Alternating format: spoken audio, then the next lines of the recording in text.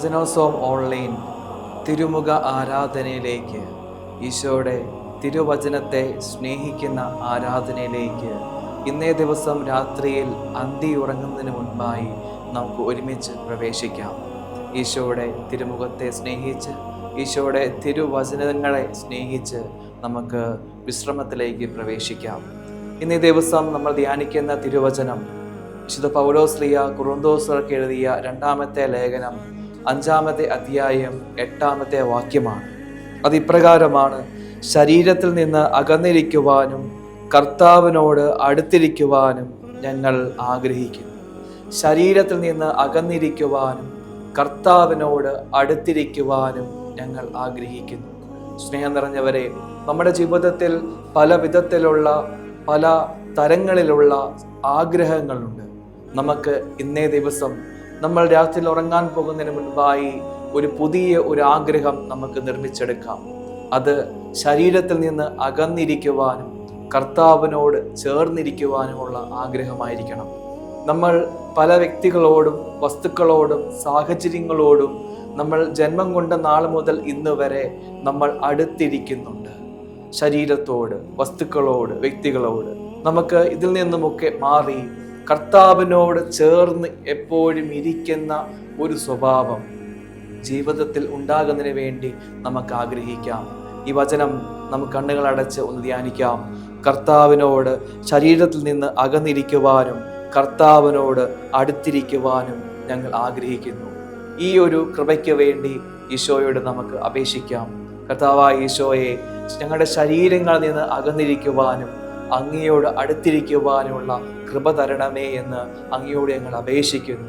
തീവ്രമായിട്ട് നമുക്ക് ആഗ്രഹിച്ചുകൊണ്ട് ഒരു ഗാനം ആലപിച്ച് ഈ ഒരു അനുഗ്രഹം, ഈ ഒരു കൃപകൾ ലഭിക്കുന്നതിന് വേണ്ടി ആഗ്രഹിച്ച് നമുക്ക് ഈശോയുടെ ഗാനം ആലപിച്ച് നമുക്ക് പ്രാർത്ഥിക്കാം. കർത്താവെ, ശരീരത്തിൽ നിന്ന് അകന്നിരിക്കുവാനും അങ്ങയോട് ചേർന്നിരിക്കുവാനുമുള്ള വലിയൊരു കൃപാവരം തരണമേ എന്ന് നമുക്ക് പാടി പ്രാർത്ഥിക്കാം.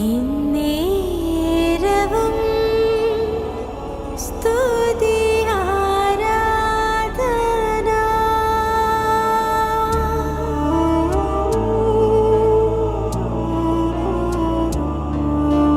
പരിശുദ്ധ പരമ ദിവ്യകാരുണ്യമേ,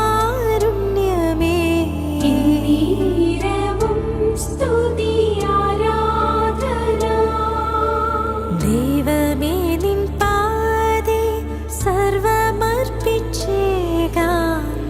നീരവും സ്തുതി ആരാധന. കൺകുളിർക്കെ കാണാം, മനം തുറന്നേകാം. നീരവും സ്തുതി ആരാധന. എല്ലാം എല്ലാം അറിയും എൻ്റെ തമ്പുരാനേ, നീരവും സ്തുതി ആരാധന. ആരാധന ആരാധന ആരാധന ആരാധന.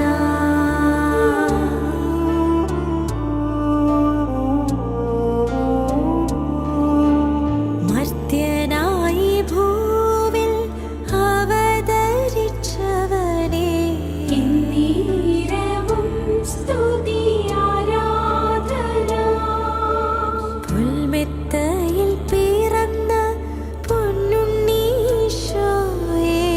നീരവും സ്തുതി ആരാധന. തച്ചന്റെ മകനായി വളർന്ന ഈശോയേ, നീരവും സ്തുതി ആരാധന. കന്യകാമേരി തൻ പ്രിയസുതനേശുവേ, നീരവും സ്തുതി ആരാധന. ആരാധന ആരാധന ആരാധന. സ്നേഹം നിറഞ്ഞവരെ, ഇന്നേ ദിവസം നമ്മൾ സ്നേഹിക്കുവാനായിട്ട് തിരഞ്ഞെടുക്കുന്ന തിരുവചനം ഇതാണ്.